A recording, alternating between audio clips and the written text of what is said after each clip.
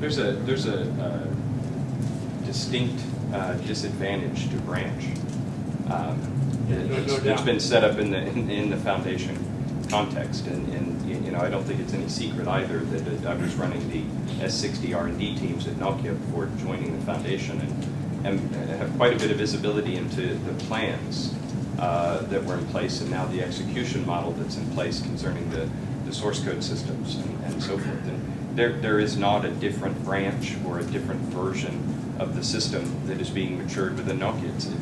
There is much a part of what you will see is the mercurial-based source system that any other foundation member is a part of throughout the R&D teams.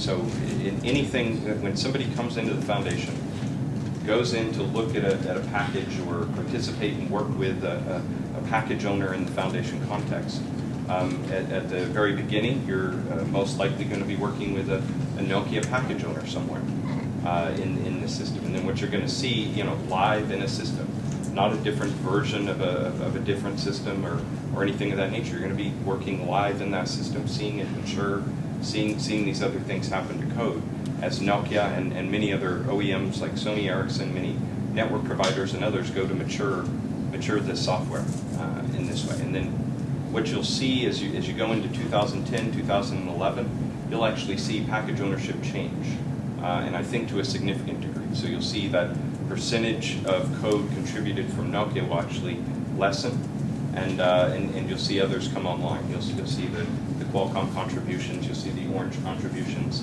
and others start to become very evident there. And again, against one central repository, not in a branch model or branch mode with a high level of fragmentation. And that's where you get the real economic value.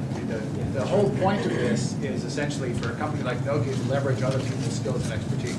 No, I understand. So if you branch it, then you're losing the whole reason to create the foundation is to take advantage of everybody else's contributions. So Roger, do you see that AT&T will make its own branch of the Symbian code, or would you be doing your innovation on top? I wouldn't rule it out, but I don't think that's our prime motivation to get involved initially. Unlike Mara and Steve said, Symbian's a strategic OS. AT&T's been largely hands-off with respect to an OS strategy broadly. And we certainly recognize that that's created a lot of issues for developers and consumers alike. So we're keen to have an OS strategy going forward and focused on open OSs and Symbian. I think the foundation came to being around the time when that thinking within AT&T had matured, so it was good timing, and that's why we're involved. So one more point about the possibility of a company such as Nokia making their own private version is, as well as it being kind of bad commercial practice because you end up with having an incompatible system which you have to work hard to maintain, there's also the small legal matter that the Eclipse public license states that if you modify the code, you're obliged to release it again under the same open license. So I don't think that's the key, the most fundamental constraint, but that's another thing that helps each of the participants to realize from the beginning, if they modify the code to make their own branch, then they have to share it with everybody. Another question? Yes, Tricia? I'm Tricia from Mocha News. I was actually wondering from Sony Ericsson's point of view, what do you like about the Symbian Foundation? Is it that you no longer have to pay a license fee for the technology? Is it that simple? Well, I mean, there's a lot of ways to answer that question. Essentially we're led to make choices about all the components of our products by the market.